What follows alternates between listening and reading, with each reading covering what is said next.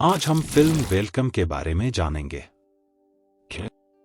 Welcome 2007 में बनी एक भारतीय हिंदी भाषा की कॉमेडी फिल्म है जिसे अनीस बज्मी ने सहलिखा और निर्देशित किया है। इसमें फिरोज खान अपनी आखिरी स्क्रीन उपस्थिति में, अनिल कपूर, नाना पाटेकर, अक्षय कुमार, कैटरीना कैफ, परेश रावल और मल्लिका शेरावत प्रमुख भूमिकाओं में हैं। सुनील शेट्टी और मलाइका अरोड़ा विशेष भूमिका में हैं। यह 1999 की कॉमेडी मिकी ब्लू आइज से काफी हद तक प्रेरित थी।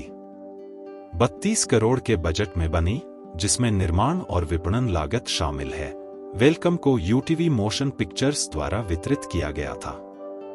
यह क्रिसमस के त्योहार के साथ 21 दिसंबर 2007 को दुनिया भर में नाटकीय रूप से रिलीज हुई थी। फिल्म को आलोचकों से ज्यादातर मिश्रित से सकारात्मक समीक्षाएं मिली और पाटेकर और कपूर के गैंगस्टर पात्रों की प्रशंसा हुई। इसने आमिर खान की तारे ज़मीन पर के साथ कड़ी प्रतिस्पर्धा की। फिर भी वेलकम एक बड़ी व्यावसायिक सफलता थी और 122 करोड़ की वैश्विक आय के साथ वर्ष की दूसरी सबसे अधिक कमाई करने वाली हिंदी फिल्म बन गई। इसे एक आधुनिक पंथ फिल्म माना जाता है। यह फिल्म वेलकम सीरीज की पहली किस्त है और 2015 में इसका सीक्वल वेलकम बैक भी आया जो व्यावसायिक रूप से सफल रहा। श्रृंखला में एक तीसरी, असंबंधित किस्त, जिसका शीर्षक वेलकम टू द जंगल है, रिलीज के लिए तैयार है। आइए अब फिल्म की कहानी को शुरू करते हैं।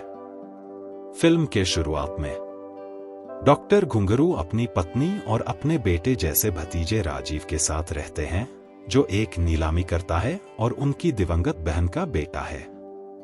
डॉन उदय शेट्टी अपनी सौतेली बहन संजना की शादी करवाना चाहता है, लेकिन उसकी आपराधिक पृष्ठभूमि के कारण उसके सारे प्रयास विफल हो जाते हैं।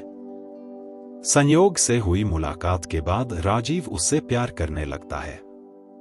उदय और उसका सबसे अच्छा दोस्त सागर पांडे उर्फ मजनू भाई चाहते हैं कि उनकी शादी हो जाए, लेकिन यह पता चलने के बाद कि वे गुंडे हैं, घुंघरू अपने परिवार के साथ दक्षिण अफ्रीका भाग जाता है। मजनू और संजना वहां छुट्टियां मनाने आते हैं। वह और राजीव फिर मिलते हैं और प्यार में पड़ जाते हैं। उदय और मजनू घुंघरू को गठबंधन स्वीकार करने के लिए मजबूर करते हैं और अपने बॉस, शक्तिशाली अंडरवर्ल्ड डॉन रणवीर धनराज जाका उर्फ RDX को अपनी सगाई के लिए आमंत्रित करते हैं। घुंघरू अपनी भाभी इशिका को गठबंधन तोड़ने के लिए भेजता है, जो सगाई की पार्टी में राजीव की बचपन की मंगेतर होने का झूठा दावा करके सफल हो जाती है। घुंघरू ने खुलासा किया कि राजीव के अपराधी पिता ने राजीव की मां को परेशान और प्रताड़ित किया, जिसने फिर घुंघरू से राजीव को अपराध से दूर रखने का अनुरोध किया। घुंघरू कहता है कि वह उनके गठबंधन के लिए तभी सहमत होगा जब उदय और मजनू अपराध की अपनी जिंदगी छोड़ देंगे।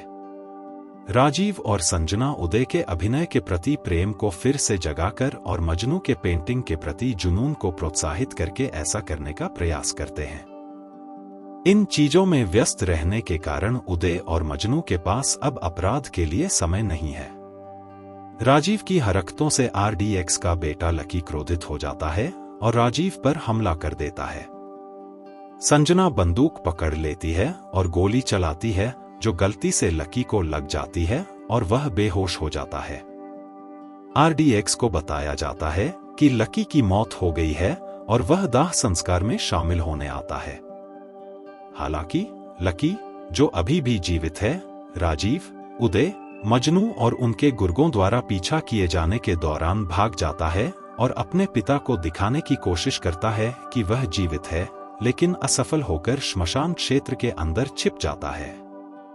RDX लकड़ी के ढेर में आग लगा देता है, यह सोचकर कि वह अपने बेटे के शरीर का अंतिम संस्कार कर रहा है। हालांकि लकी, जो लकड़ी के नीचे छिपा हुआ था, यह महसूस करते ही बाहर कूद जाता है कि लकड़ी में आग लग गई है और सारी सच्चाई RDX के सामने आ जाती है।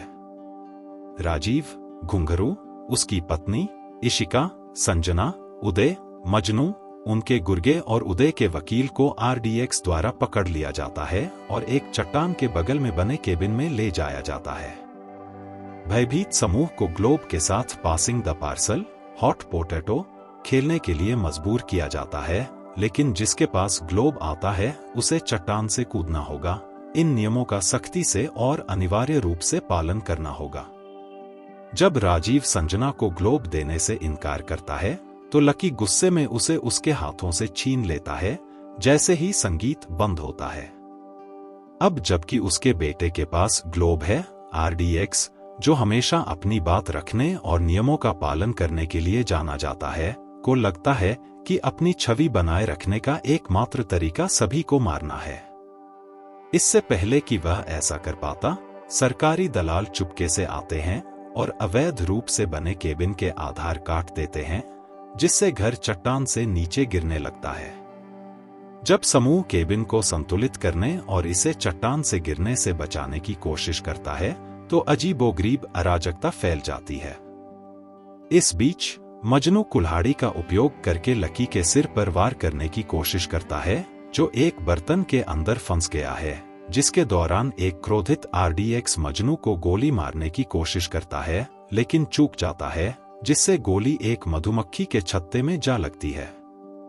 जब मधुमक्खियां सभी को डंक मारती हैं, तो राजीव को एक रस्सी मिलती है और समूह इसका उपयोग करके स्थिर जमीन पर वापस आ जाता है।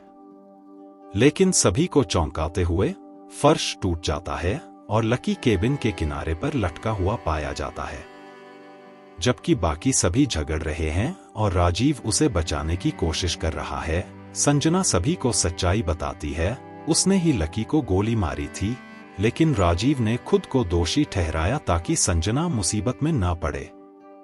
राजीव द्वारा लकी को बचाने के बाद वह जिस केबिन में खड़ा है वह चट्टान में गिर जाता है, जिससे सभी को लगता है कि राजीव की मृत्यु हो गई है।